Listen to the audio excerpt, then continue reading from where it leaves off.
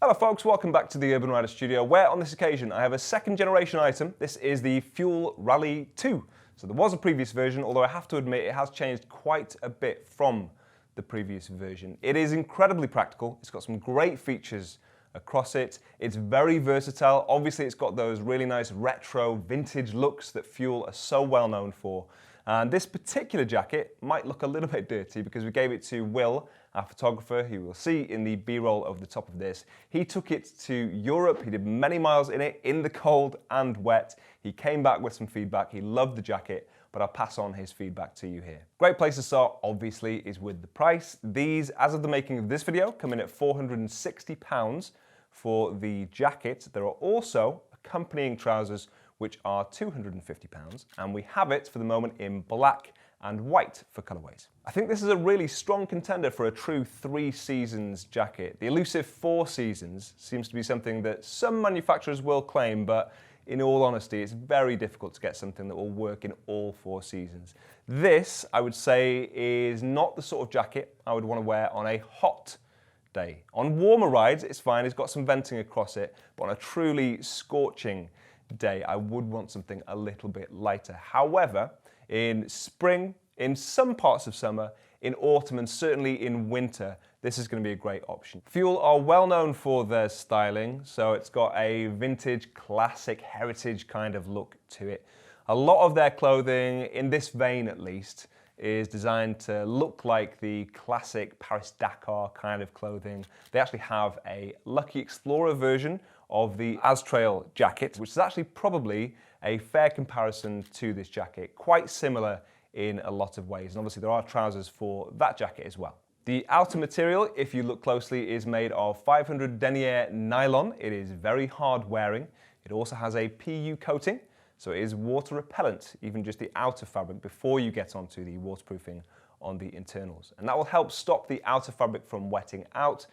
With other jackets, if they don't have coatings like that, and they do wet out, basically they'll hold on to that moisture. It will make them heavier, it will make them colder, and a lot less comfortable to wear. You will notice additions like neoprene around your neckline there to make it soft and comfortable across your neck, and that is something that Will did mention. He did also say though, because it's got a Velcro attachment around the neck there, that he would have preferred a snap to fasten it in place, just because sometimes Velcro does catch on the inside of your helmet's fabric, and they can attach together, and that can be quite frustrating. Not a deal breaker by any standards, but maybe an improvement to be found in the future if Fuel are listening. You can see a suede leather patch on the elbow for an additional detail, but also, obviously, it makes it tougher in that area. There's a rubberized Fuel logo across the chest there for branding.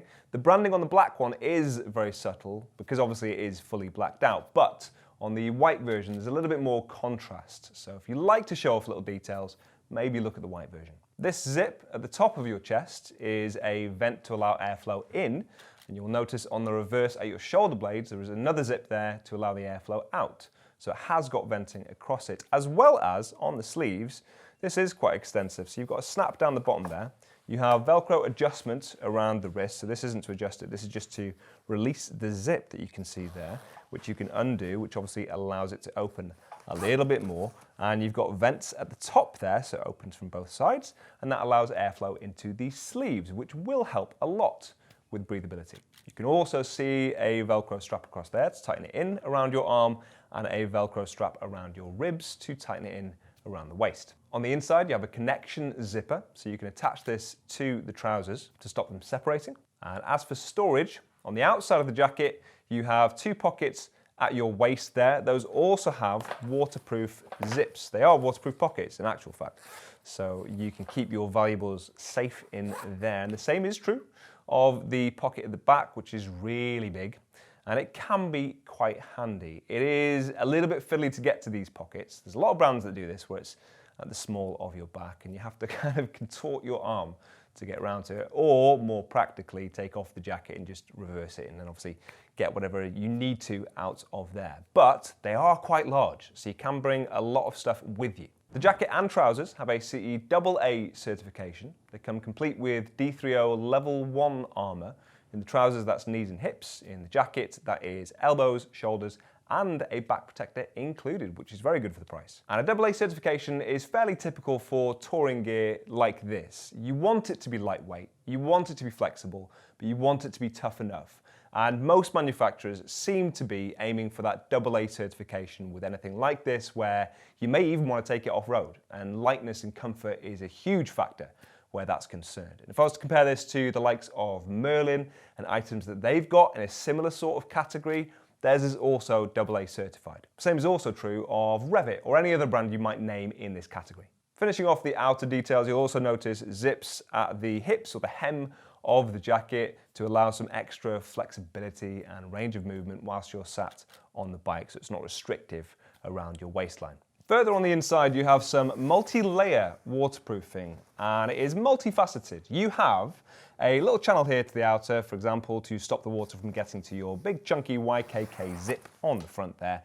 But then further within this jacket, you have a Tricot TPU seam sealed drop liner. So that adds to the waterproofing of the outer jacket, which is waterproof in its own right. But then you've got a mesh comfort liner in there. You've got some pockets, as you can see on the side, and a fully removable soft shell jacket, which is fully waterproof in its own right. So you have even more waterproofing in a jacket that you could comfortably wear off the bike, and that's really another big strength of this.